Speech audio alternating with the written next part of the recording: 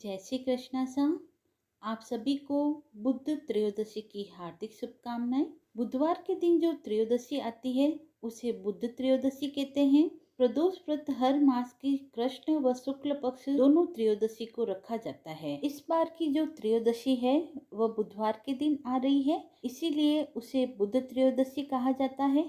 बुद्ध त्रयोदशी सर्व कामना सिद्धि के लिए की जाती है। इस व्रत को करने से कुंडली में बुध ग्रह मजबूत होता है और साधक पर गणेश जी की असीम कृपा बरसती है और उसकी सभी मनोकामनाएं पूर्ण होती है। प्राचीन काल की कथा है, एक पुरुष का नया नया विवाह हुआ था।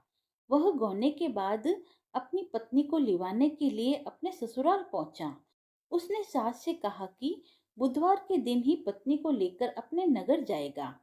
उस पुरुष के सास ससुर ने साले सालियों ने उसको समझाया कि बुधवार को पत्नी को विदा कराकर ले जाना अशुभ होता है, लेकिन वह पुरुष अपनी जिद से टस से मस न हुआ। विवश होकर सास ससुर को अपने जमाता और पुत्री को भारी मन से विदा करना पड़ा। पति पत्नी बैलगाड़ी में चले जा रहे थे। नगर के बाहर निकलते ही पत्नी को प्यास लगी। पति लोटा लेकर पत्नी के लिए पानी लेने गया। पानी लेकर जब वह लौटा तो उसके क्रोध और आश्चर्य की सीमा न रही, क्योंकि उसकी पत्नी किसी अन्य पुरुष के लाए लोटे से पानी पीकर हंस हंस कर बतिया रही थी।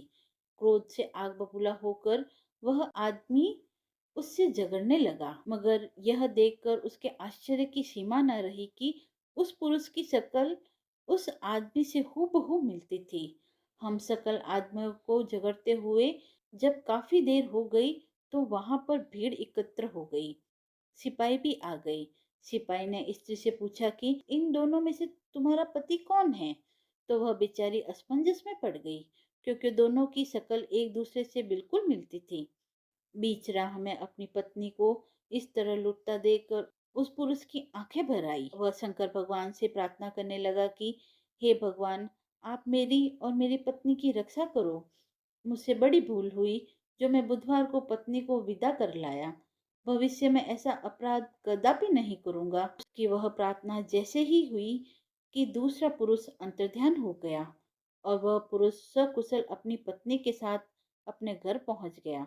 उस दिन के बाद पति पत्नी नियम पूर्वक बुद्ध प्रदोष का व्रत रखने लगे। हे प्रभु, आपने जिस प्रकार उस पुरुष की सहायता की, उसी प्रकार जो भी आपका व्रत करे उनकी सहायता करना, उनकी सभी मनोकामनाओं को पूर्ण करना। अब सुनते हैं भीष्म पंचक की कथा। किसी गांव में एक साहूकार था और उसका बेटा व बहू भी थे। बहू कार्तिक माह में रोज सवेरे उठकर गंगा स्नान के लिए जाती थी। सुबह जल्दी जाते समय वह किसी भी पराये पुरुष का मुंह नहीं देखती थी। एक राजा का बेटा भी सुबह सवेरे गंगा स्नान के लिए जाता था। वह हैरान होता कि मैं इतनी जल्दी उठता हूँ स्नान के लिए, लेकिन कोई है जो मुझसे भी जल्दी उठकर नहा लेता है। कार्तिक माह के 5 दिन बचे थे कि एक दिन साहूकार की बहू तो स्नान करके वापस जा रही थी और उस समय राजा का बेटा स्नान के लिए आ रहा था। आवाज सुनकर वह जल्दी जल्दी जाने लगी, लेकिन जल्दबाजी में उसकी माला मोजड़ी छूट गई। राजा के बेटे ने उसकी माला मोजड़ी उठा ली और सोचने लगा कि जिस स्त्री की यह माला मोजड़ी इतनी सुंदर है, वह स्त्री कितनी सुंदर होगी। उसने पूरे गांव में मुनादी करवा दी कि जिसकी भी माला व मोजड़ी है वह 5 रात मेरे पास आएगी। साहूकार के बेटे की बहू ने करवा दिया कि मैं 5 रात आऊंगी, लेकिन किसी को साख भरने बैठा देना। राजा के बेटे ने एक तोते को पिंजरे में बंद कर गंगा किनारे पेड़ पर टांग दिया। बहू सुबह के समय आई, पहली पैड़ी पर पैर रखा और बोली, हे कार्तिक के ठाकुर राय दामोदर, पांचों पांडु छठे नारायण, भीकम राजा, उस पापी को नींद आ जाए। राजा के बेटे को नींद आ गई। बहू नहा धोकर चलने लगी तो तोते से बोली, सुआ सुआ, तेरे गल डालूंगी हीरा, मेरी साख भरियो वीरा। सूरा बोला कि कोई वीर भी साख भरता है क्या? वह फिर बोली, सुबह सुबह सुबह तेरे पग घालूंगी, नेवर साख भरियो मेरे देवर। सुआ ने कहा, ठीक है भाभी, मैं तेरी साख रखूंगा। वह तो कहकर चली गई। राजा का बेटा हड़बड़ाकर उठा और सुए से पूछा, सुआ सुआ, वह आई थी, कैसी थी? सुआ बोला, आभा किसी बिजली, होली किसी जल, केला किसी कामिनी, गुलाब का सा रंग। अगले दिन राजा के बेटे ने सोचा कि आज मैं अपनी अंगुली में चीरा लगाऊंगा, इससे मुझे नींद नहीं आएगी। अगले दिन राजकुमार अंगुली चीर कर लेट गया। वह आई और भगवान से उसी तरह प्रार्थना करने लगी और राजकुमार को फिर से नींद आ गई। वह स्नान करके फिर से वापस चली गई। सुबह राजकुमार ने तोते से फिर पूछा तो उसने वही सारी बातें दोहरा दी। अब राजकुमार बोला कि मैं आज रात में आंखों में मिर्ची डालकर बैठूंगा। रात में वह मिर्ची डालकर बैठ गया। बहू फिर आई, प्रार्थना की, जिससे उसे फिर से नींद आ गई। राजकुमार ने तोते से बहू के आने की बात पूछी। उसने फिर बता दिया कि वह आई थी। राजकुमार अब फिर सोचने लगा कि आज मैं बिना बिस्तर के ही बैठूंगा और रात को बिना बिस्तर के बैठ गया। जब वह स्नान करने आई तो उसने फिर से भगवान से प्रार्थना की और राजकुमार को नींद आ गई। जब वह नहाकर जाने लगी तो आंख बंद करके चली गई। राजकुमार जब उठा तो वह जा चुकी थी। राजकुमार फिर सोच में पड़ गया और सोचने लगा कि आज मैं अंगीठी जलाकर बैठूंगा, जिससे नींद नहीं आएगी। फिर वह रात को अंगीठी रखकर बैठ गया। साहूकार की बहू आई और वह भगवान से प्रार्थना करने लगी कि आपने 4 रातें तो निकाल ली, अब यह रात और निकला दो। भगवान ने उसकी बात रख ली और राजकुमार को नींद आ गई। जब वह नहाकर जाने लगी तो तोते से बोली कि इस पापी को कह देना कि 5 रातें पूरी हो चुकी है, वह मेरे मोतियों की माला मेरे घर भिजवा दे। सुबह राजकुमार की आंख खुली तो उसने तोते से पूछा कि क्या वह आई थी?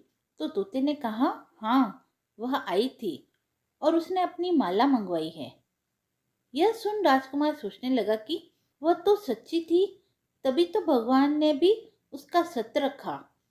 कुछ समय के बाद राजकुमार को कोढ़ हो गया। राजा ने ब्राह्मण को बुलाकर पूछा कि मेरे बेटे का शरीर क्यों जल रहा है। ब्राह्मण ने विस्तार से सारी बात राजा को बताई कि इसने क्या किया था। ब्राह्मण ने कहा कि इसने पतिव्रता स्त्री पर बुरी नजर डाली, इसीलिए यह इस रोग से पीड़ित हुआ है।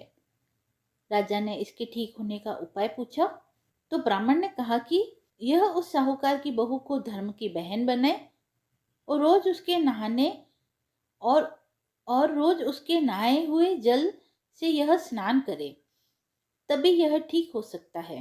राजा साहूकार की बहू की माला लेकर साहूकार के घर गया और बोला कि यह माला आपकी पुत्रवधू की है, इसे ले लें और आपकी बहू के नहाए हुए जल से मेरे बेटे को नहला दें।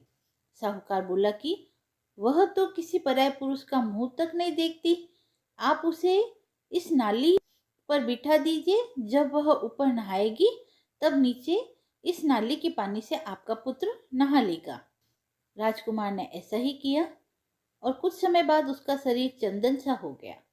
हे पंच भिक्खु देवता, जैसे आपने साहूकार की पुत्र वधू का सत रखा, वैसे ही सबका सत रखना। पंच भिक्खु का गीत।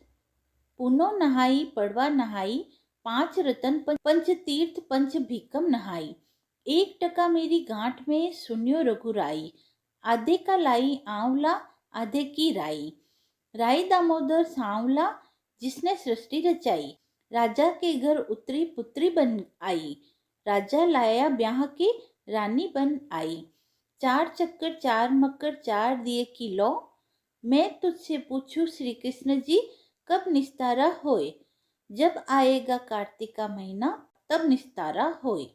पंच भिक्खु की कथा समाप्त हुई।